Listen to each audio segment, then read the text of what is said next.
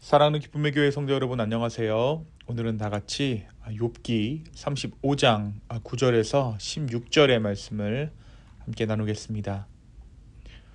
사람은 학대가 많음으로 부르짖으며 군주들의 힘에 눌려 소리치나 나를 지으신 하나님은 어디 계시냐고 하며 밤에 노래를 주시는 자가 어디 계시냐고 말하는 자가 없구나. 땅의 짐승들보다도 우리를 더욱 가르치시고 하늘의 새들보다도 우리를 더욱 지혜롭게 하시는 이가 어디 계시냐고 말하는 이도 없구나. 그들이 악인의 교만으로 말미암아 거기에서 부르짖으나 대답하는 자가 없음은 헛된 것은 하나님이 결코 듣지 아니하시며 전능자가 돌아보지 아니하심이라. 하물며 말하기를 하나님은 배울 수 없고 이래 판단하심은 그 앞에 있으니 나는 그를 기다릴 뿐이라 말하는 그대일까 보냐. 그러나 지금은 그가 진노하심으로 벌을 주지 아니하셨고 악행을 끝까지 살피지 아니하셨으므로 욥이 헛되이 입을 열어 지식 없는 말을 많이 하는구나. 아멘. 우리가 계속해서 욥기의 말씀을 아침마다 함께 나누고 있습니다. 우리가 어제 말씀을 통해 엘리후의 연설을 함께 나누었죠. 엘리후는 하나님은 결코 침묵하시는 분이 아니라 다양한 방법으로 말씀하시는 분이다 라고 이야기합니다. 그리고 때로는 고난조차도 우리를 돌이키고 살리기 위한 하나님의 도구가 될 수 있음을 그는 말하죠. 물론 엘리후의 하나님에 대한 이해가 완전하지는 않았지만 이러한 엘리후의 말은 이전 욥의 고난을 욥의 죄의 결과로 해석하는 욥의 친구들과의 해석과는 사뭇 다른 주장이었습니다. 오늘 말씀 욥기 35장은 엘리후의 세 번째 연설입니다.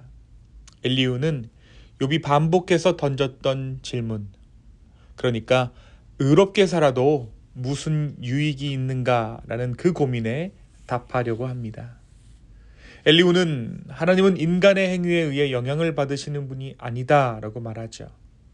사람의 의나 또는 사람의 죄악이 하나님의 존재 자체를 변화시키지 못한다라는 것입니다. 그래서 문제는 하나님께서 응답하지 않으시는 것이 아니라 사람이 하나님을 올바르게 찾지 않는 데 있다라고 오늘 말씀 가운데 주장하고 있죠. 오늘 우리가 함께 읽은 9절에서 16절은 엘리후가 고난 가운데 있는 인간의 모습을 이야기하는 부분입니다. 9절과 10절에서 그는 사람들이 압제와 고통 가운데 있을 때 하나님께 부르짖는다라고 말합니다. 그러나 정작 많은 사람들이 자신에게 생명을 주시고 밤에도 노래하게 하시는 하나님을 찾지 않는다라고 지적하죠. 그러니까 문제가 생기면 하나님을 찾지만 행복할 때, 기쁠 때는 하나님을 찾지 않는다라고 엘리후는 말하고 있는 것입니다. 이처럼 엘리후의 논리는 단순합니다. 사람들은 고통이 없어지기를 원하지만 하나님 자신을 원하지는 않을 때가 있다라는 것이죠. 문제의 해결은 원하지만 하나님과의 관계는 원하지 않을 수 있다라는 것입니다. 이것은 욥의 현 상황을 우회적으로 비판하는 것이라 할 수 있습니다. 이어지는 말씀에서 하나님께서 인간보다 지혜로운 분이심을 다시 한번 엘리후는 강조합니다. 엘리후는 하나님은 사람에게 깨달음을 주시는 분이다라고 말합니다. 아울러 교만한 사람들의 부르짖음은 하나님께서 듣지 않으신다라고 설명하죠. 엘리후의 이 말, 그러니까 교만한 자의 부르짖음을 하나님께서 들으시지 않는다라는 것은 하나님께서 기도를 거부하신다라는 의미라기보다 하나님 없이 문제만 해결하려는 인간들의 태도를 지적하고 있는 것입니다. 13절부터 15절까지의 말씀에서 엘리후는 욥을 향해 더욱 직접적으로 이야기해요. 욥이 하나님께서 응답하지 않으신다라고 느끼는 이유는 하나님께서 침묵하시는 것 때문이 아니라 하나님을 향한 신뢰보다 자신의 억울함에 욥이 더 집중하고 있기 때문이라고 해석합니다.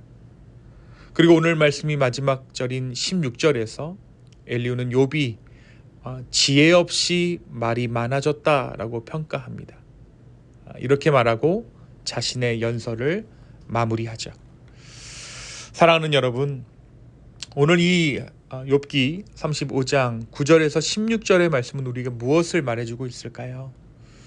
어제와 마찬가지로 엘리후의 하나님을 향한 지혜는 온전하지 못합니다. 그러나 우리가 그의 말 가운데 동의할 수 있고 오늘 하루 붙잡을 수 있는 중요한 질문이 하나 있습니다. 사람들은 과연 하나님을 찾는가 아니면 문제 해결만을 구하는가 하는 부분입니다. 이 질문의 연속선상에서 우리는 우리의 신앙도 돌아볼 수 있는 것이죠. 오늘 말씀에서 엘리후는 사람들이 고난 때문에 고난 가운데 부르짖지만 정작 하나님 자신은 찾지 않는다라고 지적합니다. 아픔이 사라지기를 원하고 문제가 해결되기를 원하고 상황이 바뀌기를 원하지만 하나님과의 관계에는 관심이 없다라는 것입니다. 우리의 기도를 돌아보아도 그럴 수 있습니다. 하나님 자신을 찾는 기도보다 그분이 주실 것을 찾는 기도가 더 많을 수 있다라는 것이죠.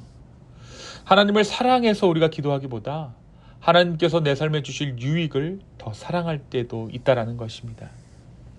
우리가 잘 알고 있는 것처럼 우리의 신앙의 목적은 결코 문제 해결이 될 수 없습니다. 신앙의 목적은 주님 그분을 얻는 것이죠. 하나님께서 우리에게 복을 주시는 이유도 결국 하나님 자신을 더 알게 하시기 위함이며 때로 우리의 삶 가운데 고난을 허락하시는 이유도 하나님 자신을 더 깊이 만나게 하시기 위함인 것을 우리는 알고 있습니다. 그래서 우리가 말하는 것은 성숙한 신앙에 대해서 이야기할 때 문제 해결을 구하는 선에서 우리의 신앙이 멈추는 것이 아니라 한 걸음 더 나아가 하나님, 내가 이 일을 통해 내가 주님을 더 얻게 해주십시오 라고 기도하는 것이다라고 우리는 이야기합니다. 어쩌면 하나님께서는 우리가 원하는 답을 즉시로 주시지 않을 수도 있습니다. 그러나 그 과정 속에서 하나님은 하나님 자신을 우리에게 내어주고 계십니다. 그리고 그것이야말로 문제 해결보다 더 큰 은혜일 수 있습니다. 성도가 누릴 수 있는 가장 깊은 복, 하나님의 다양한 측면을 얻어가고 하나님이 정말 이런 분이시구나라는 것을 깨달아갈 때 우리는 깊은 은혜를 체험하게 됩니다. 오늘 이 하루 우리의 신앙을 돌아보기를 원합니다. 그리고 문제 해결 그 너머에 계시는 우리 주님 자신을 구하는 우리 모두 되기를, 기쁨의 교회 되기를 예수님의 이름으로 축원합니다. 두 번째, 오늘 말씀은 교만한 자의 기도에 대해 경각심을 갖게 하죠. 오늘 말씀에서 엘리후는 사람들이 부르짖어도 응답받지 못하는 이유가 교만하기 때문이다라고 말합니다. 물론 우리는 이 말을 욥에게 그대로 적용할 수는 없을 것입니다. 그러나 이 말 자체가 주는 경고는 여전히 귀 기울일 가치가 있죠. 왜냐하면 사람은 기도하면서도 얼마든지 교만할 수 있기 때문입니다. 겉으로는 하나님을 찾는 것 같지만 사실은 하나님께 내 뜻을 관철시키려고 기도할 때가 있습니다. 하나님의 뜻에 순종한다라고 말하지만 결국 하나님께서 내 뜻에 동의해 주시기를 바랄 때도 있습니다. 교만한 기도, 교만한 자의 기도의 특징은 하나님을 찾는 것처럼 보이지만 실제로는 하나님보다 자신에게 더 관심이 있다는 것입니다. 하지만 겸손한 기도는 다르죠. 겸손한 기도는 하나님, 나의 뜻보다 주의 뜻이 이루어지기를 원합니다 라고 고백합니다. 하나님을 신뢰하며 주님, 나를 주의 뜻대로 인도해 주십시오 라는 그러한 기도가 바로 예수 그리스도를 닮은 기도, 겸손한 기도라고 할 수 있죠. 어쩌면 하나님께서 기뻐하시는 기도는 가장 아름답게 꾸며진 미사여구가 많은 기도가 아니라 하나님 앞에 자신의 뜻을 낮추고 주의 온전하신 인도하심을 구하는 기도인지 모르겠습니다. 나의 의를 자랑하는 기도가 아니라 하나님의 은혜를 구하는 기도 말이죠. 오늘 우리는 무엇을 위해 어떻게 기도하고 있습니까? 하나님보다 하나님의 선물을 더 사랑하는 사람이 아니라 내 뜻보다 하나님의 뜻을 구하며 주의 인도하심을 구하며 나아갈 수 있는 겸손한 자의 기도가 우리의 기도 되기를 예수님의 이름으로 축원합니다. 이 시간 함께 기도하시겠습니다. 주여, 다시 한번 우리의 신앙을 돌아보고 내가 문제 해결만을 구하고 있지는 않은지 우리가 이 시간 돌이켜 회개하기를 원합니다. 하나님 자신을 구하는 기도, 무엇보다 내 뜻을 내려놓고 주의 인도하심을 구하는 그러한 기도가 우리의 기도 되게 하여 주시옵소서. 주님, 오늘 하루 주의 뜻대로 우리의 삶을 인도하여 주시옵소서. 감사합니다. 이 모든 말씀 살아서 역사하시는 예수님의 이름으로 기도했습니다. 아멘.